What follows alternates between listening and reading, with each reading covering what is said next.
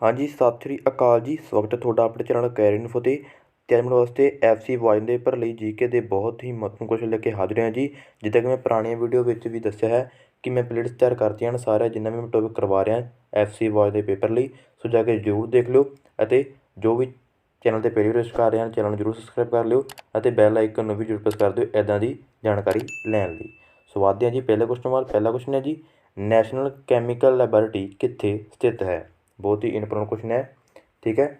बहुत स्टूडेंट नहीं पता होगा कि जो अपनी नैशनल कैमिकल लैबोरेटरी है वो कित्थे स्थित है, ठीक है। इसका सही उत्तर है वो है जी पुणे विच, ठीक है जी। पुणे विच है नैशनल कैमिकल लैबोरेटरी, ठीक है। सो इसकी जो स्थापना हुई सी थोड़ी जानकारी दस देना, क्योंकि ये भी क्वेश्चन भी तुहानूं पूछा जा सकदा कि इसकी स्थापना कदों हुई सी। जिन्ने भी मैं क्वेश्चन करवाऊँगा, ठीक है, उसदे नाल जिन्ने भी इंपोर्टेंट क्वेश्चन बनणगे वो भी तुहानूं नाल दसे जाणगे। सो वीडियो लास्ट तक जरूर बने रहियो। सो गल कर लैंदे जी इसकी स्थापना कदों हुई सी। इसकी स्थापना हुई सी 1950 दे विच, ठीक है। ਅਤੇ ਇਹ ਸਰਕਾਰ ਦੇ ਅੰਡਰ ਆਉਂਦੀ ਹੈ, ਇਹ ਸਰਕਾਰੀ ਪ੍ਰਯੋਗਸ਼ਾਲਾ ਹੈ, ਠੀਕ ਹੈ। ਨੈਸ਼ਨਲ ਕੈਮੀਕਲ ਲੈਬੋਰੇਟਰੀ, ਠੀਕ ਹੈ। ਕਈ ਵਾਰ ਇੱਦਾਂ ਵੀ ਲਿਖਿਆ ਆ ਸਕਦਾ ਹੈ ਤੁਹਾਨੂੰ NCL ਦੀ ਫੁੱਲ ਫੋਰਮ ਕੀ ਹੈ। ਤੁਹਾਡਾ ਸਹੀ ਉੱਤਰ ਕੀ ਹੋਵੇਗਾ? ਨੈਸ਼ਨਲ ਕੈਮੀਕਲ ਲੈਬੋਰੇਟਰੀ, ਠੀਕ ਹੈ। ਸੋ ਇਹ 3-4 ਕੁਐਸਚਨ ਸੀ ਜੋ ਇੰਪੋਰਟੈਂਟ ਬਣ ਸਕਦੇ ਇਸ ਦੇ ਬੇਸ 'ਤੇ, ਠੀਕ ਹੈ, ਨੈਸ਼ਨਲ ਕੈਮੀਕਲ ਲੈਬੋਰੇਟਰੀ 'ਤੇ, ਠੀਕ ਹੈ। ਸੋ ਇਹ ਤੁਸੀਂ ਜ਼ਰੂਰ ਧਿਆਨ 'ਚ ਰੱਖਣਾ ਹੈ। ਸੋ ਵੱਧਦੇ ਹਾਂ ਜੀ ਆਪਾਂ ਅਗਲੇ ਕੁਐਸਚਨ ਵੱਲ। ਅਗਲਾ ਕੁਐਸਚਨ ਹੈ ਜੀ, ਨੈਸ਼ਨਲ ਸਕੂਲ ਆਫ ਡਰਾਮਾ ਹੇਠ ਲਿਖੇ ਸ਼ਹਿਰਾਂ ਵਿੱਚੋਂ ਕਿਸ ਵਿੱਚ ਸਥਿਤ ਹੈ? ਆਪਸ਼ਨ ਹੈ ਜੀ ਮੁੰਬਈ, ਨਵੀਂ ਦਿੱਲੀ, ਭੋਪਾਲ ਜਾਂ ਕੋਲਕਾਤਾ। ਦੱਸੋ ਸਹੀ ਉੱਤਰ ਕੀ ਹੋਏਗਾ ਇਸਦਾ? ਆਪਸ਼ਨ ਤੁਹਾਡੇ ਸਾਹਮਣੇ ਅਤੇ ਇਹਦਾ ਸਹੀ ਉੱਤਰ ਹੈ ਉਹ ਹੈ ਜੀ ਨਵੀਂ ਦਿੱਲੀ ਵਿੱਚ। ਹਾਂਜੀ, ਬਿਲਕੁਲ ਉੱਤਰ ਹੈ ਨੈਸ਼ਨਲ ਸਕੂਲ ਆਫ ਡਰਾਮਾ, ਠੀਕ ਹੈ। ਇਸ 'ਤੇ ਕੁਐਸਚਨ ਪੁੱਛਿਆ ਜਾਂਦਾ ਨੈਸ਼ਨਲ ਸਕੂਲ ਆਫ ਡਰਾਮਾ ਹੇਠ ਲਿਖੇ ਸ਼ਹਿਰਾਂ ਵਿੱਚੋਂ ਕਿਸ ਵਿੱਚ ਸਥਿਤ ਹੈ? ਤੁਹਾਡਾ ਉੱਤਰ ਹੋਵੇਗਾ ਨਵੀਂ ਦਿੱਲੀ ਵਿੱਚ ਸਥਿਤ ਹੈ, ਠੀਕ ਹੈ। ਅਤੇ ਇਸ ਦੀ ਜੋ ਸਥਾਪਨਾ ਹੋਈ ਸੀ ਉਹ ਹੋਈ ਸੀ ਜੀ 1959 ਦੇ ਵਿੱਚ, ਠੀਕ ਹੈ। 1959 ਦੇ ਵਿੱਚ ਇਸ ਦੀ ਸਥਾਪਨਾ ਹੋਈ ਸੀ ਅਤੇ ਇਹ ਵੀ ਇੱਕ ਸਰਕਾਰੀ ਪ੍ਰਯੋਗਸ਼ਾਲਾ ਸਰਕਾਰ ਦੇ ਅੰਡਰ ਇਹ ਆਉਂਦੀ ਹੈ, ਠੀਕ ਹੈ ਜੀ। ਸੋ ਜ਼ਰੂਰ ਧਿਆਨ ਰੱਖਿਓ। ਵੱਧਦੇ ਹਾਂ ਜੀ ਅਗਲਾ ਕੁਐਸਚਨ ਵੱਲ। ਅਗਲਾ ਕੁਐਸਚਨ ਹੈ ਜੀ, ਮਾਊਂਟ ਐਵਰੈਸਟ 'ਤੇ ਚੜ੍ਹਨ ਵਾਲੀ ਪਹਿਲੀ ਔਰਤ ਕੌਣ ਸੀ? ਆਪਸ਼ਨ ਹੈ ਜੀ ਮੈਰੀ ਜੋਸ ਪੈਰਿਕ, ਫਲੋਰੇਸ ਗ੍ਰਿਫਿਥ ਜੋਇਨਰ, ਜੁਨਕੋ ਤਾਬੇ ਜਾਂ ਜੈਕੀ ਜੋਇਨਰ ਕੀਰਸੀ। ਦੱਸੋ ਸਹੀ ਉੱਤਰ ਕੀ ਹੋਏਗਾ ਇਸਦਾ? ਆਪਸ਼ਨ ਤੁਹਾਡੇ ਸਾਹਮਣੇ ਹੈ। ਇਹਦਾ ਸਹੀ ਉੱਤਰ ਹੈ ਜੀ ਜੁਨਕੋ ਤਾਬੇ। ਹਾਂਜੀ, ਬਿਲਕੁਲ ਉੱਤਰ ਹੈ ਜੁਨਕੋ ਤਾਬੇ ਹੈ ਜੋ ਉਹ ਮਾਊਂਟ ਐਵਰੈਸਟ ਚੜ੍ਹਨ ਵਾਲੀ ਪਹਿਲੀ ਮਹਿਲਾ ਹੋਈ ਹੈ ਜੋ ਇੱਕ ਜਾਪਾਨੀ ਮਹਿਲਾ ਸੀਗੀ, ਠੀਕ ਹੈ। ਅਤੇ ਇਹਨਾਂ ਨੇ ਕਦੋਂ ਇਹ ਚੜ੍ਹਾਈ ਚੜ੍ਹੀ ਸੀਗੀ ਮਾਊਂਟ ਐਵਰੈਸਟ ਦੀ ਜੋ ਸਭ ਤੋਂ ਉੱਚੀ ਚੋਟੀ ਹੈ, ਠੀਕ ਹੈ। ਇਹ ਜਿਹੜੀ ਸੀਗੀ 19 ਮਈ, ਤੁਸੀਂ ਧਿਆਨ ਨਾਲ ਦੇਖ ਲਓ, ਇਸ ਨੂੰ ਯਾਦ ਜ਼ਰੂਰ ਕਰ ਲਿਓ। 19 ਮਈ 1975 ਦੇ ਵਿੱਚ ਇਹਨਾਂ ਨੇ ਇਹ ਤਗਮਾ ਹਾਸਲ ਕੀਤਾ ਸੀਗਾ, ਠੀਕ ਹੈ। ਪਹਿਲੀ ਮਹਿਲਾ ਮਾਊਂਟ ਐਵਰੈਸਟ ਚੜ੍ਹਨ ਵਾਲੀ ਜੁਨਕੋ ਤਾਬੇ, ਠੀਕ ਹੈ। ਸੋ ਜ਼ਰੂਰ ਧਿਆਨ ਰੱਖਿਓ। ਵੱਧਦੇ ਹਾਂ ਜੀ ਅਗਲੇ ਕੁਐਸਚਨ ਵੱਲ। ਅਤੇ ਜੇਕਰ ਜਾਣਕਾਰੀ ਵਧੀਆ ਲੱਗ ਰਹੀ ਹੈ ਸੋ ਵੀਡੀਓ ਲਾਈਕ ਸ਼ੇਅਰ ਵੀ ਜ਼ਰੂਰ ਕਰ ਦਿਓ। ਵੱਧਦੇ ਹਾਂ ਜੀ ਅਗਲੇ ਕੁਐਸਚਨ ਵੱਲ। ਹਾਂਜੀ, ਅਗਲਾ ਕੁਐਸਚਨ ਹੈ ਜੀ, ਅਰਜੁਨ ਅਵਾਰਡ ਦੀ ਸਥਾਪਨਾ ਕਿਸ ਸਾਲ ਵਿੱਚ ਕੀਤੀ ਗਈ ਸੀ? ਆਪਸ਼ਨ ਹੈ ਜੀ 1965 ਵਿੱਚ, 1963, 1961 ਜਾਂ 1975 ਵਿੱਚ। ਦੱਸੋ ਸਹੀ ਉੱਤਰ ਕੀ ਹੋਏਗਾ ਇਸਦਾ? ਆਪਸ਼ਨ ਜਿਹੜਾ ਸਾਹਮਣੇ ਅਤੇ ਇਹਦਾ ਸਹੀ ਉੱਤਰ ਹੈ ਉਹ ਹੈ ਜੀ 1961 ਵਿੱਚ ਕੀਤੀ ਗਈ ਸੀ। ਹਾਂਜੀ, ਬਿਲਕੁਲ ਉੱਤਰ ਹੈ। ਸਾਰਿਆਂ ਨੂੰ ਇਹਦਾ ਉੱਤਰ ਪਤਾ ਹੀ ਹੋਣਾ ਚਾਹੀਦਾ। ਅਰਜੁਨ ਅਵਾਰਡ, ਹੁਣ ਜਿਹੜਾ ਅਰਜੁਨ ਅਵਾਰਡ ਹੈ ਇਹ ਕਿਸ ਚੀਜ਼ ਲਈ ਹੈ, ਕਿਸ ਵਿੱਚ ਦਿੱਤਾ ਜਾਂਦਾ ਹੈ? ਇਹ ਖਿਡਾਰੀਆਂ ਨੂੰ ਦੇਣ ਵਾਲਾ ਇੱਕ ਅਵਾਰਡ ਹੈ, ਠੀਕ ਹੈ। ਖਿਡਾਰੀਆਂ ਨੂੰ ਦਿੱਤਾ ਜਾਂਦਾ ਹੈ, ਜੋ ਵੀ ਆਪਣੇ ਖਿਡਾਰੀ ਹੁੰਦੇ ਹਨ, ਠੀਕ ਹੈ ਜੀ, ਉਹਨਾਂ ਨੂੰ ਇਹ ਦਿੱਤਾ ਜਾਂਦਾ ਹੈ ਅਰਜੁਨ ਅਵਾਰਡ। ਅਤੇ ਇਸ ਦੀ ਸਥਾਪਨਾ ਕਦੋਂ ਹੋਈ ਸੀਗੀ? 1961 ਵਿੱਚ, ਠੀਕ ਹੈ ਜੀ। ਸੋ ਇਹਨਾਂ ਗੱਲਾਂ ਨੂੰ ਜ਼ਰੂਰ ਧਿਆਨ ਰੱਖਿਓ ਤੁਸੀਂ, ਕਿਉਂਕਿ ਇੱਦਾਂ ਦੇ ਕੁਐਸਚਨ ਵੀ ਐਗਜ਼ਾਮ ਵਿੱਚ ਪੁੱਛੇ ਜਾਂਦੇ ਹਨ। ਬਾਕੀ ਜਿਨ੍ਹਾਂ ਨੇ ਵੀ ਅਰਜੁਨ ਅਵਾਰਡ ਨਹੀਂ ਦੇਖਿਆ, ਸਾਈਡ 'ਤੇ ਸਕਰੀਨ 'ਤੇ ਤੁਹਾਨੂੰ ਫੋਟੋ ਸ਼ੋ ਹੋ ਰਹੀ ਹੋਗੀ, ਠੀਕ ਹੈ। ਸੋ ਇਹ ਹੈ ਜੀ ਅਰਜੁਨ ਅਵਾਰਡ, ਠੀਕ ਹੈ ਜੀ। ਸੋ ਜ਼ਰੂਰ ਮਾਈਂਡ ਵਿੱਚ ਬਿਠਾ ਕੇ ਰੱਖਿਓ ਇਸ ਨੂੰ। ਵੱਧਦੇ ਹਾਂ ਜੀ ਅਗਲੇ ਕੁਐਸਚਨ ਵੱਲ। ਹਾਂਜੀ, ਅਗਲਾ ਕੁਐਸਚਨ ਜੀ, ਇਹਨਾਂ ਵਿੱਚੋਂ ਕਿਹੜਾ ਦੇਸ਼ OPEC ਦਾ ਮੈਂਬਰ ਨਹੀਂ ਹੈ? ਹੁਣ ਆਪਾਂ ਗੱਲ ਕਰ ਲੈਂਦੇ ਹਾਂ OPEC ਕੀ ਹੈ, ਠੀਕ ਹੈ। ਸਭ ਤੋਂ ਪਹਿਲਾਂ ਆਪਾਂ ਗੱਲ ਕਰ ਲੈਂਦੇ ਹਾਂ, ਉਸ ਤੋਂ ਬਾਅਦ ਇਹਦੇ ਆਨਸਰ ਵੱਲ ਆਪਾਂ ਚੱਲਾਂਗੇ, ਠੀਕ ਹੈ। OPEC ਹੈ ਜੋ ਇਹਦੀ ਫੁੱਲ ਫੋਰਮ ਹੈ ਉਹ ਹੈ ਔਰਗਨਾਈਜੇਸ਼ਨ, ਇਸ ਲਈ ਪੂਰਾ ਲਿਖਿਆ ਨਹੀਂ ਜਾਊਗਾ, ਮੈਂ ਇਸਦਾ ਦੱਸ ਦੇਣਾ, organisation of the petroleum exporting countries, ਠੀਕ ਹੈ ਜੀ। ਇਹ ਹੁੰਦਾ ਹੈ ਪੈਟਰੋਲੀਅਮ ਤੋਂ ਤੁਹਾਨੂੰ ਸਮਝ ਆ ਰਿਹਾ ਹੋਗਾ ਐਕਸਪੋਰਟਿੰਗ ਕੰਟਰੀਜ਼, ਠੀਕ ਹੈ, ਪੈਟਰੋਲੀਅਮ ਦੇ ਨਾਲ ਸੰਬੰਧਿਤ ਹੈ, ਠੀਕ ਹੈ। ਇਹ ਦੋ ਦੇਸ਼ਾਂ ਦੇ ਏਕੀਕਰਨ ਵਾਸਤੇ ਖੋਲ੍ਹੀ ਗਈ ਸੀ, ਠੀਕ ਹੈ ਜੀ। ਸਥਾਪਨਾ ਇਹਦੀ ਕੀਤੀ ਗਈ ਸੀ ਇਸ ਕਰਕੇ, ਠੀਕ ਹੈ। ਅਤੇ ਇਸਦਾ ਜੋ ਸਹੀ ਉੱਤਰ ਹੈ ਉਹ ਤੁਸੀਂ ਦੱਸਣਾ ਜਿਨ੍ਹਾਂ ਨੂੰ ਇਹਦਾ ਉੱਤਰ ਪਤਾ ਹੈ, ਠੀਕ ਹੈ। ਆਪਸ਼ਨ ਹੈ ਜੀ ਅਲਜੀਰੀਆ, ਇੰਡੋਨੇਸ਼ੀਆ, ਮਲੇਸ਼ੀਆ ਜਾਂ ਨਾਈਜੀਰੀਆ। ਦੱਸੋ ਸਹੀ ਉੱਤਰ ਕੀ ਹੋਏਗਾ ਇਸਦਾ? ਆਪਸ਼ਨ ਸਾਹਮਣੇ ਹੈ। ਇਹਦਾ ਸਹੀ ਉੱਤਰ ਹੈ ਉਹ ਹੈ ਜੀ ਮਲੇਸ਼ੀਆ। ਹਾਂਜੀ, ਬਿਲਕੁਲ ਉੱਤਰ ਹੈ ਮਲੇਸ਼ੀਆ ਹੈ ਜੋ OPEC ਭਾਵ organisation of the petroleum exporting countries ਵਿੱਚ ਨਹੀਂ ਆਉਂਦਾ। ਠੀਕ ਹੈ ਜੀ। ਸੋ ਇਸ ਨੂੰ ਤੁਸੀਂ ਜ਼ਰੂਰ ਧਿਆਨ ਰੱਖਣਾ ਕਿਉਂਕਿ ਇਹ ਕੁਐਸਚਨ OPEC 'ਤੇ ਪੁੱਛਿਆ ਜਾ ਸਕਦਾ ਹੈ। ਠੀਕ ਹੈ ਜੀ। ਸੋ ਜ਼ਰੂਰ ਧਿਆਨ ਰੱਖਿਓ। ਵੱਧਦੇ ਹਾਂ ਜੀ ਅਗਲਾ ਕੁਐਸਚਨ ਵਾ। ਹਾਂਜੀ ਜੋ ਅਗਲਾ ਕੁਐਸਚਨ ਹੈ ਧਿਆਨ ਨਾਲ ਦੇਖੋ। ਦੀ ਰਾਈਟ ਆਫ ਦਾ ਮੈਨ ਪੁਸਤਕ ਦਾ ਲੇਖਕ ਕੌਣ ਹੈ? ਬਹੁਤ ਹੀ ਇੰਪੋਰਟੈਂਟ ਕੁਐਸਚਨ ਹੈ। ਠੀਕ ਹੈ। ਇਹ ਪੁਸਤਕ ਦੇ ਕੁਐਸਚਨ ਪੁੱਛੇ ਜਾਂਦੇ ਹਨ ਬਹੁਤ ਹੀ ਜ਼ਿਆਦਾ ਮਾਤਰਾ ਦੇ ਵਿੱਚ। ਠੀਕ ਹੈ। ਦੀ ਰਾਈਟ ਆਫ ਮੈਨ। ਠੀਕ ਹੈ ਜੀ।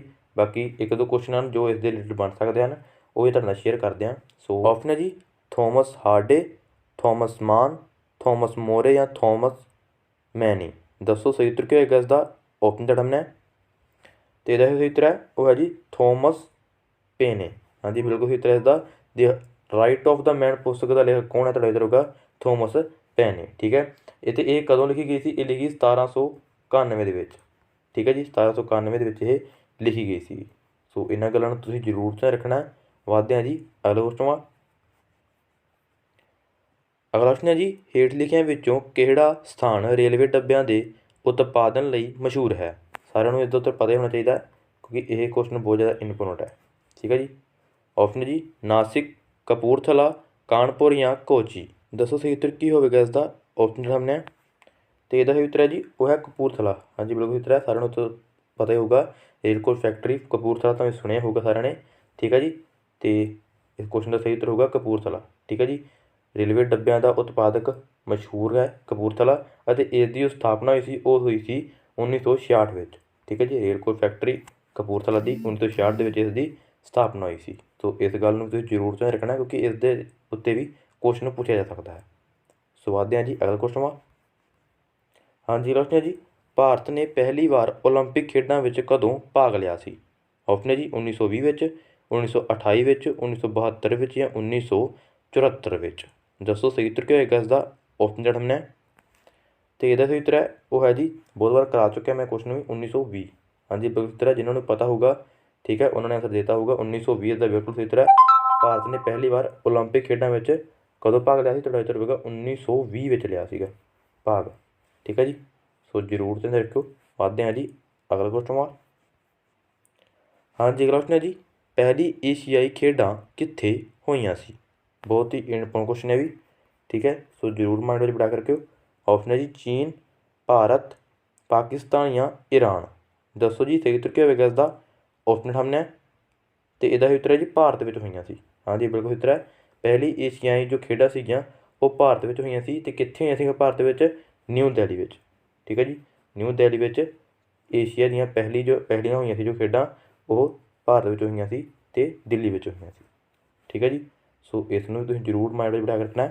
ਵੱਧਦੇ ਹਾਂ ਜੀ ਅਗਲਾ ਕੁਐਸਚਨ ਵਾ।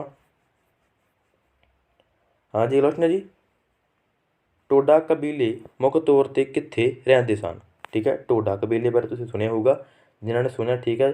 ਜਿਨ੍ਹਾਂ ਨੇ ਜ਼ਿਆਦਾ ਜਾਣਕਾਰੀ ਲਈ ਦੇਖਣਾ ਉਹ ਗੂਗਲ 'ਤੇ ਜਾ ਕੇ ਸਰਚ ਕਰ ਸਕਦੇ ਆ ਇਸ ਬਾਰੇ ਕਿਉਂਕਿ ਇਹਦਾ ਜੋ ਟੋਪਿਕ ਹੈ ਬਹੁਤ ਜ਼ਿਆਦਾ ਵੱਡਾ ਹੈ। ਠੀਕ ਹੈ ਜੀ।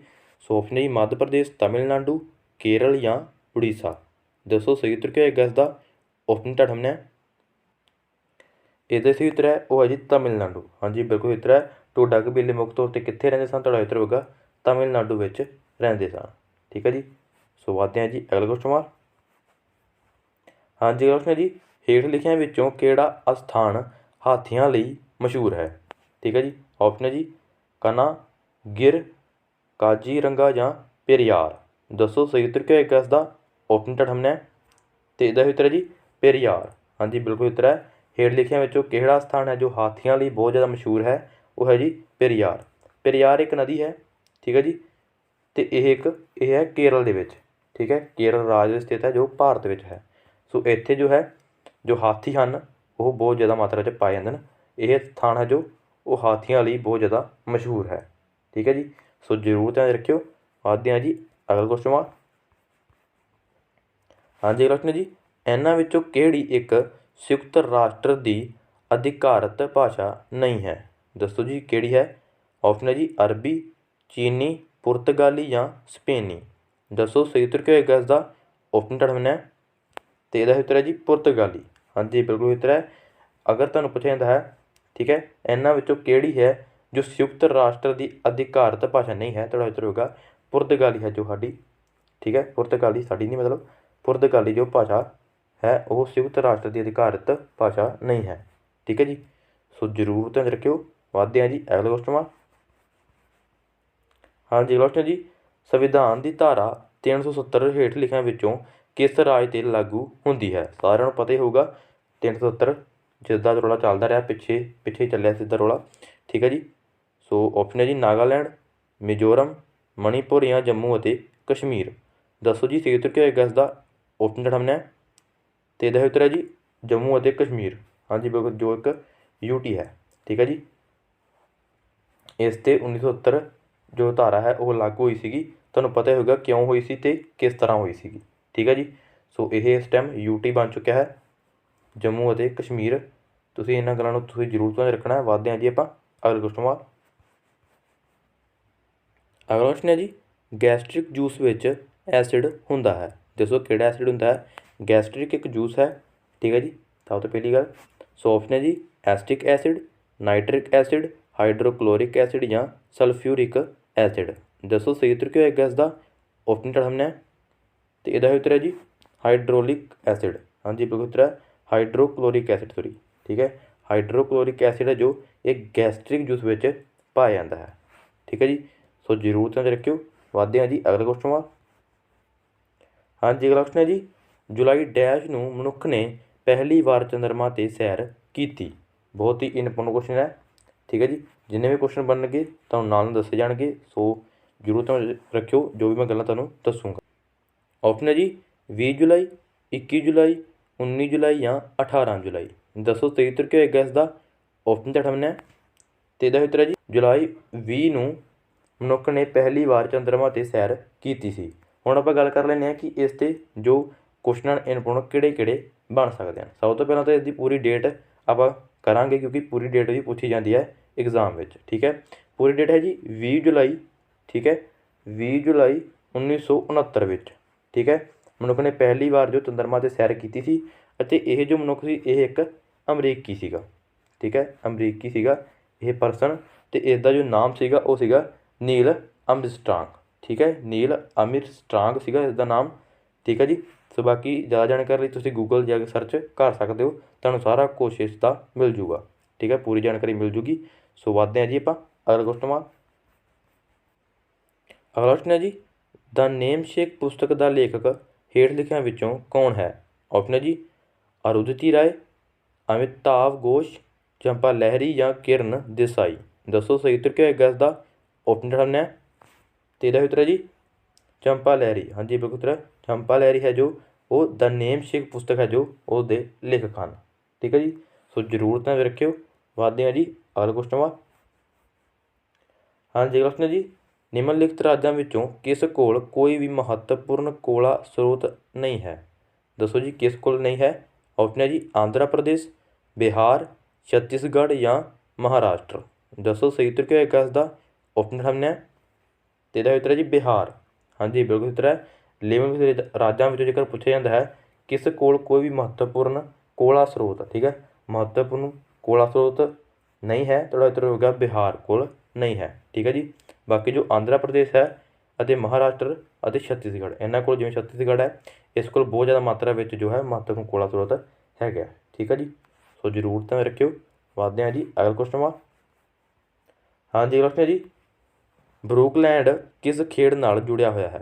ऑप्शन है जी हाकी नाल, गोल्फ नाल, फुटबॉल नाल या टैनिस नाल। दसो सही उत्तर क्या होएगा इसका? ऑप्शन हमने तो यदा उत्तर है जी फुटबॉल नाल। हाँ जी बिल्कुल उत्तर है ब्रूकलैंड जो है ये किस खेड नाल जुड़िया है? थोड़ा उत्तर होगा फुटबॉल नाल जुड़िया है और जिन्ना तक मैनू पता है ये एक स्टेडियम है, ठीक है जी, बहुत महत्वपूर्ण स्टेडियम है, ठीक है जी, जो यूनाइटेड स्टेट में स्थित है, ठीक है जी। सो जरूर ध्यान रखियो। वधदे हैं जी अगले क्वेश्चन वाल। हाँ जी क्वेश्चन है जी, एक शतरंज बोर्ड विच वर्ग किन्ने हो सकते हैं? ठीक है, शतरंज खेड सारिਆਂ ਨੂੰ पता होगा जिस एक राजा होंदा एक राणी होंदी है तो होर भी कई जो डाइस होंदे हैं, ठीक है जी। इस तरह की होंदी है, इस तरह डब्बे बने होंदे हैं, पर कई बार आप ध्यान नहीं देंगे, ठीक है जी। सारिਆਂ ਨੂੰ देखी तो होगी, पर जो अज क्वेश्चन बनया है ये क्वेश्चन एग्जाम में पूछा जाता एक शतरंज बोर्ड में किन्ने वर्ग होंदे हैं, ठीक है। क्योंकि तुसीं देखिया होगा कि एक जिद्दां तुसीं देखिया होगा कि एक चैप्टर आउंदा है रीजनिंग विच जिस विच आपां ਜਿੱਦਾਂ ਕਿ ਟ੍ਰਾਇੰਗਲ ਹੁੰਦੇ ਹਨ, ਠੀਕ ਹੈ, ਟ੍ਰਾਇੰਗਲ ਆਪਾਂ ਜਿਹਨੂੰ ਕਹਿੰਦੇ 3 ਭੁਜਾਂ ਵਾਲਾ, ਉਹ ਗਿਣੇ ਹੁੰਦੇ ਹਨ ਅਤੇ ਸਕੁਏਅਰ ਹੁੰਦੇ ਹਨ, ਠੀਕ ਹੈ, ਗਿਣੇ ਹੁੰਦੇ ਆ। ਸੋ ਇਹ ਇੱਕ ਕੁਐਸਚਨ ਬਣ ਗਿਆ ਸੀਗਾ ਪੇਪਰ ਦੇ ਵਿੱਚ ਕਿ ਇੱਕ ਸ਼ਤਰੰਜ ਬੋਰਡ ਵਿੱਚ ਵਰਗ ਕਿੰਨੇ ਹੋ ਸਕਦੇ ਹਨ, ਠੀਕ ਹੈ ਜੀ। ਸੋ ਇਹ ਵੀ ਇੱਕ ਕੁਐਸਚਨ ਸੀਗਾ, ਨੌਲੇਜ ਦਾ ਜੀਕੇ ਦਾ ਕੁਐਸਚਨ ਬਣ ਗਿਆ ਸੀਗਾ। ਸੋ ਇਹ ਆਪਾਂ ਸ਼ੇਅਰ ਕਰਾਂਗੇ ਅੱਜ, ਠੀਕ ਹੈ। ਜਿਨ੍ਹਾਂ ਨੂੰ ਪਤਾ ਜ਼ਰੂਰ ਕਮੈਂਟ ਕਰਕੇ ਦੱਸ ਦਿਓ ਕਿ ਸ਼ਤਰੰਜ ਦਾ ਜੋ ਬੋਰਡ ਹੁੰਦਾ ਹੈ ਉਸ ਵਿੱਚ ਕਿੰਨੇ ਵਰਗ ਹੁੰਦੇ ਹਨ। ਸੋ ਆਪਸ਼ਨ ਹੈ ਜੀ 36, 48, 64 ਜਾਂ 72। ਦੱਸੋ ਸਹੀ ਉੱਤਰ ਕੀ ਹੋਏਗਾ ਇਸ ਦਾ। ਆਪਸ਼ਨ ਸਾਹਮਣੇ ਹੈ ਅਤੇ ਇਹਦਾ ਸਹੀ ਉੱਤਰ ਹੈ ਉਹ ਹੈ ਜੀ 64। ਹਾਂਜੀ ਬਿਲਕੁਲ ਉੱਤਰ ਹੈ 64 ਜੋ ਸਕੁਏਅਰ ਹੁੰਦੇ ਹਨ, ਠੀਕ ਹੈ, ਵਰਗ ਜਿਹਨੂੰ ਕਹਿੰਦੇ ਹਾਂ ਆਪਾਂ। ਇੱਕ ਸ਼ਤਰੰਜ ਬੋਰਡ ਵਿੱਚ ਕਿੰਨੇ ਵਰਗ ਹੁੰਦੇ ਹਨ, ਤੁਹਾਡਾ ਉੱਤਰ ਹੋਵੇਗਾ 64 ਵਰਗ ਹੁੰਦੇ ਹਨ, ਠੀਕ ਹੈ ਜੀ। ਸੋ ਹੁਣ ਤੁਹਾਨੂੰ ਪਤਾ ਲੱਗ ਗਿਆ, ਤੁਸੀਂ ਯਾਦ ਜ਼ਰੂਰ ਰੱਖਣਾ ਹੈ ਜਿਨ੍ਹਾਂ ਨੂੰ ਵੀ ਇਸਦਾ ਉੱਤਰ ਨਹੀਂ ਪਤਾ ਸੀਗਾ, ਠੀਕ ਹੈ। ਸੋ ਆਦੇ ਹਾਂ ਜੀ ਅਗਲਾ ਕੁਐਸਚਨ ਵਾ। ਹਾਂਜੀ ਅਗਲਾ ਕੁਐਸਚਨ ਹੈ ਜੀ, ਹੇਠ ਦਿੱਤੇ ਸਥਾਨਾਂ ਵਿੱਚੋਂ ਕਿਸ ਨੂੰ ਭਾਰਤੀ ਫੁੱਟਬਾਲ ਦਾ ਮੱਕਾ ਕਿਹਾ ਜਾਂਦਾ ਹੈ। ਬਹੁਤ ਹੀ ਇੰਪੋਰਟੈਂਟ ਕੁਐਸਚਨ ਹੈ, ਠੀਕ ਹੈ। ਜਿਨ੍ਹਾਂ ਨੂੰ ਵੀ ਫੁੱਟਬਾਲ ਦੀ ਜੋ ਨੌਲੇਜ ਰੱਖਦੇ ਹਨ ਉਹਨਾਂ ਨੂੰ ਪਤਾ ਹੋਣਾ ਚਾਹੀਦਾ ਕਿ ਭਾਰਤੀ ਫੁੱਟਬਾਲ ਦਾ ਮੱਕਾ ਕਿਸ ਨੂੰ ਕਿਹਾ ਜਾਂਦਾ ਹੈ, ਠੀਕ ਹੈ। ਜਿਨ੍ਹਾਂ ਨੂੰ ਵੀ ਉੱਤਰ ਪਤਾ ਹੈ ਜ਼ਰੂਰ ਕਮੈਂਟ ਕਰਕੇ ਦੱਸ ਦਿਓ, ਅਤੇ ਜਿਨ੍ਹਾਂ ਨੂੰ ਨਹੀਂ ਪਤਾ ਉਹ ਦੇਖ ਸਕਦੇ ਆ। ਆਪਸ਼ਨ ਹੈ ਜੀ ਦਿੱਲੀ, ਬੰਬਈ, ਕੋਲਕਾਤਾ ਜਾਂ ਅੰਬੀਆ। ਦੱਸੋ ਸਹੀ ਉੱਤਰ ਕੀ ਹੋਏਗਾ ਇਸ ਦਾ। ਆਪਸ਼ਨ ਤੁਹਾਡੇ ਸਾਹਮਣੇ ਅਤੇ ਇਹਦਾ ਉੱਤਰ ਹੈ ਜੀ ਕੋਲਕਾਤਾ। ਹਾਂਜੀ ਬਿਲਕੁਲ ਸਹੀ ਉੱਤਰ ਹੈ ਕੋਲਕਾਤਾ, ਆਪਣੇ ਜੋ ਭਾਰਤ ਵਿੱਚ ਹੈ, ਠੀਕ ਹੈ।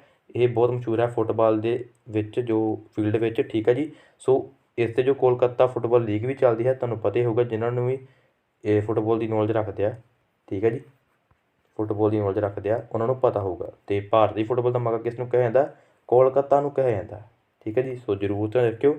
ਤਾਂ ਹੋਪ ਕਰਦਾ ਤੁਹਾਨੂੰ ਅੱਜ ਦੀ ਵੀਡੀਓ ਬਹੁਤ ਹੀ ਵਧੀਆ ਲੱਗੀ ਹੋਏਗੀ। ਜੇਕਰ ਵੀਡੀਓ ਵਧੀਆ ਲੱਗੀ ਤਾਂ ਚੈਨਲ ਨੂੰ ਸਬਸਕ੍ਰਾਈਬ ਕਰ ਦਿਓ, ਬੈਲ ਆਈਕਨ ਨੂੰ ਜ਼ਰੂਰ ਪ੍ਰੈਸ ਕਰ ਦਿਓ, ਅਤੇ ਹੋਰ ਜਾਣਕਾਰੀ ਲਈ ਸਾਡੇ ਟੈਲੀਗ੍ਰਾਮ ਗਰੁੱਪ ਨੂੰ ਜ਼ਰੂਰ ਜੁਆਇਨ ਕਰ ਲਓ, ਲਿੰਕ ਡਿਸਕ੍ਰਿਪਸ਼ਨ 'ਚ ਹੈ। ਤਾਂ ਮਿਲਦੇ ਹਾਂ ਜੀ ਇੱਦਾਂ ਦੀ ਕੋਈ ਹੋਰ ਨਵੀਂ ਨਾਲ, ਉਦੋਂ ਤੱਕ ਲਈ ਰੱਬ ਰਾਖਾ।